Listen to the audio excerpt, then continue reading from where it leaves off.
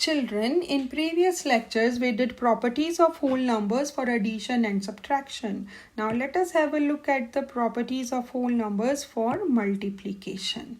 Now first property is closure property. Here I have taken two whole numbers 29 and 2. If I multiply 29 by 2 I get 58. Which is a whole number. So if we multiply two whole numbers, then their product is also a whole number. In general, if A into B is equals to C, then C is a whole number. So whole numbers are closed under multiplication. Second property is commutative property. Now I hope children you remember the meaning of commutative and associative. So let's do commutative property. Now here I have taken two whole numbers 7 and 9, and if I multiply I get 63. Now if I reverse the order, that is, now if I multiply 9 by 7 I get 63. So the product remains the same whatever be the order of numbers. So in general A into B is equals to B into A. So whole numbers are commutative under multiplication. Now next is associative property. Here I have taken three whole numbers 6, 3 and 5. In the first case I grouped 3 into 5 which is 15. So 6 into 15 is equals to 90. In the second case I grouped 6 into 3 which is 18. So 18 into 5 again 90. Now I have grouped 6 into 5 which is 30. So 30 into 3 again equals to 90. So the product of three whole numbers do not change by changing their grouping. And children, we can have more than three numbers also. Now in general, if we have three whole numbers, then A into B into C as one group is equals to A into B as one group into C equals to A into C as one group into B. So whole numbers are associative under multiplication. Now next is multiplicative identity. The product of any whole number and 1 is the whole number itself. So if I multiply 3 by 1, I get 3, which is the whole number itself. 1 is called the multiplicative identity. And in general, A into 1 is equals to A. Children, if you remember, in addition, 0 is called the additive identity. So if I add 0 to any whole number, I get the whole number itself. So 0 is additive identity. And 1 is the multiplicative identity. Now any whole number multiplied by 0 is 0. So this is the multiplicative property of 0. So 83 into 0 gives 0. And in general, A into 0 is equals to 0. Now next property is distributive property of multiplication over addition and subtraction. Now let us understand this property. Now here we have Dev. He invited 5 friends for a pizza party. 3 of his friends want to bring another 3 friends. Now, Dev is planning to offer 4 slices of pizza to each friend. Now, let's find out how many slices of pizza Dev need. Now, this we can find out by two approaches. First is the normal approach. Now Dev wants to give 4 slices of pizza, so we write here 4.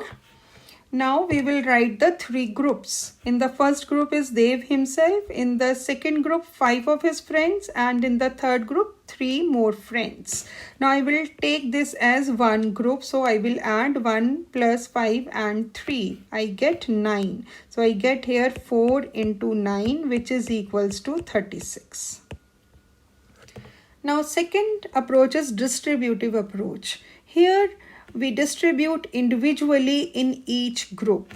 So here 4 slices of pizza is given to Dev, then to 5 of his friends, then to 3 more friends. So we multiply 4 by 1, which is 4, plus 4 into 5, 20, plus 4 into 3, 12. So on getting, we will be having 36 slices of pizza. So both approaches, we get the same slices of pizza. So in general, if A is to be distributed to B and C, we write A into B plus A into C. And this property is true for subtraction also. So here you can see minus sign. So we have here A into B minus A into C. Now this will become clear from the following examples. Now let's do our first example, find the product by suitable rearrangement. Here we are given 4 numbers.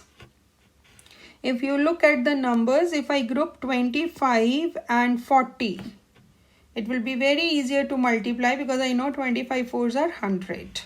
So I take these two numbers together and then I take 125 and 8 together. So I write 125 into 8 into 40 into 25. So on multiplication, here I get 1000 into 1000, which is equals to 10 lakh.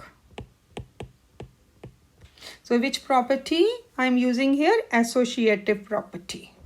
Now second is 937 into 2 into 50. So again here I will group 2 into 50, which is 100. So 937 into 2 into 50 in one bracket.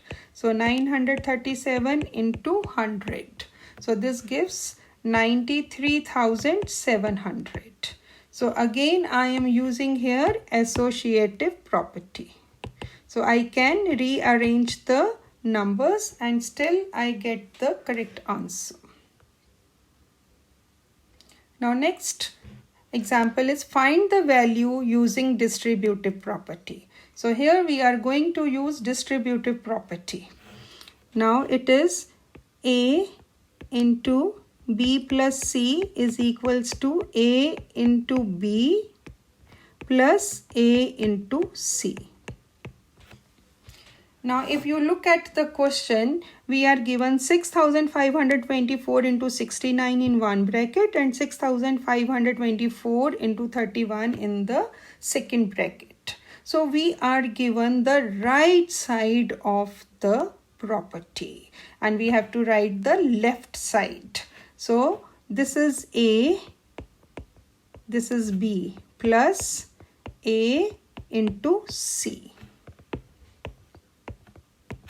So we have to write in the form A bracket start B plus C bracket close. So here A is 6524 bracket start 69 plus 31. Now 69 plus 31 is 100. So on multiplication I get here 6,52,400. Now next is 7,198 into 197 minus 97 into 7,198. Now in the second bracket, I will change the order and I will write 7,198 into 97. Here it is 7,198 into 197 minus. Now this is A into B minus A into C. A is same here, and what is A here? 7,198. So we write A 7,198 and in brackets B minus C, because here it is minus sign. So 197 minus 97. So we get 7,198 into 100. Now which is equals to 7,19,800. Now next question is find the product using properties. Since we have to use the properties here, you can't multiply it normally. So we are going to use distributive property once again. Now 1006 can be written as 1000 plus 6 as a group or in expanded form into 273.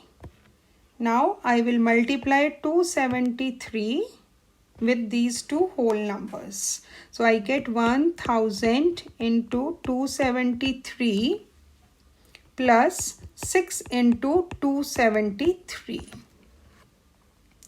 Now on multiplication I get here 2,73,000 plus 1,638, and after adding I get 2,74,638. Now next is 599 into 75. Now 599 I will write as 600 minus 1 because it will be more simpler instead of the expanded form, into 75. So I have 600 into 75 minus 1 into 75. So I have to distribute 75 to both of these whole numbers. So on multiplication I get 45,000 minus 75. And on subtracting I get 44,925. Now next question is, find the product of the largest 3-digit number and the sum of 2,456 and 344. So first we write the largest 3-digit number, which is 999. And we add 2,456 and 344 and we get 2,800. Now we have to find out the product of 999 and 2,800. Now children, either you can multiply it the normal way or we can use distributive approach here. So I'm going to multiply it with distributive property. So 999 can be written as 1000 minus 1 into 2,800. Now I have to multiply 2,800 with both these whole numbers. So I have 1000 into 2,800 minus 1 into 2,800. So on multiplication here I get 28 lakh minus 2,800, and on subtracting I get 27 lakh 97,200. That's it children, and I hope you have understood all these questions and you will be able to do questions of the worksheet also.